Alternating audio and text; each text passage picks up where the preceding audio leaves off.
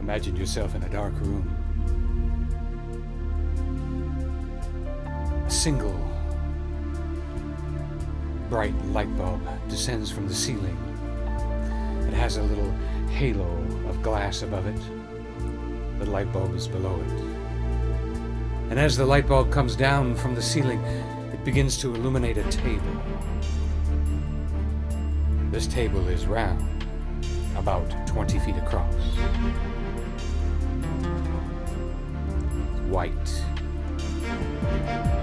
And in the center of this table is the earth.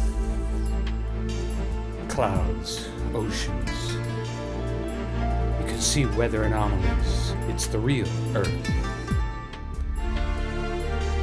Part of the Earth, Antarctica, is like sitting on the tablecloth. The light reflects off of the table. You begin to see faces around the table. These faces, some of you can recognize them. Stalin is there, surrounded by military. There are some Oriental people there, like Pol Pot. There are other Asians. As your eyes pan around the table, you see the Hitler, his minions. You see Genghis Khan and his minions behind him. As your face circles the table, there's one blank area where no one is sitting. You look back at the earth. Suddenly, you see on the table armies, weapons of war, tanks, swords, horses, little tiny, small hordes. They're not living, they're plastic, and they're each of these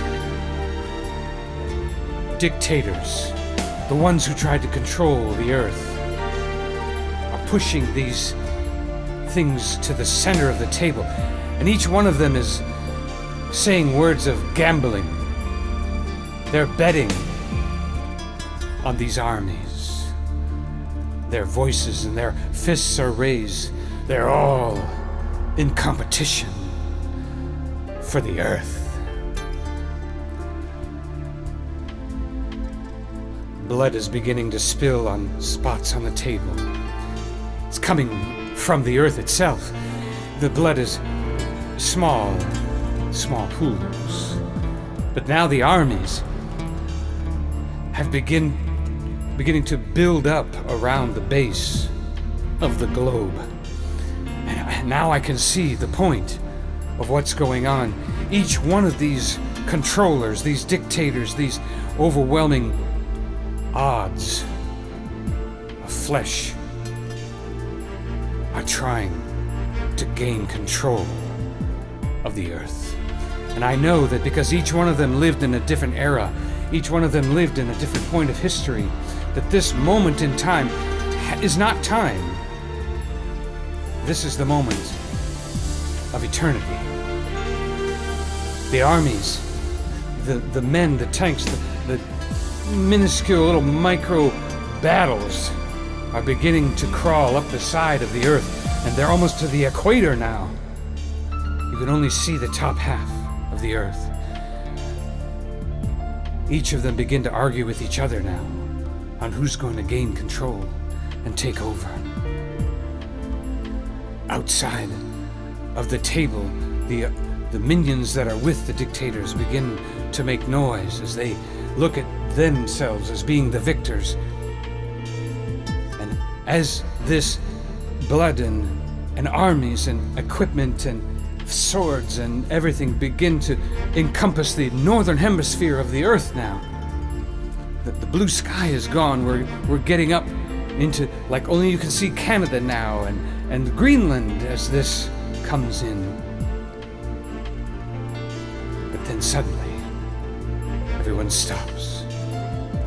This gambling table with their visors are looking at the earth. each thinking and laughing as they know they're about to possess it. When suddenly, from that spot on the table where there was no seated person, comes a hand. It's the hand of God. And in his hand is a spiked post. And at the other end is the top of the cross. And it comes closer, and he jams it into the table, right at the base of the earth. And you hear the voice of God saying, all in. Immediately, the armies that have literally encompassed the earth almost to the North Pole begin to fall away. They change directions and they begin to slide off of the earth because each one of them had been gambling with what they had in their hands, what they could possess. And even God said in the Garden of Eden, he told men to overcome the earth, subdue the earth. They're only doing what is their nature. They can't help it. But they were trying to do it themselves. And as this cross moves towards the earth and bends in to touch it, each one of these armies falls away. And the earth becomes clean. Because when God says all in, he means his son. He means death. He means overwhelming power and crucifixion of ourselves. He means all in. And we join him now in our lives. There are still things gambling for the earth, gambling for your soul, gambling for your family, gambling for your future. Will you let it overcome you? Or will you be all in?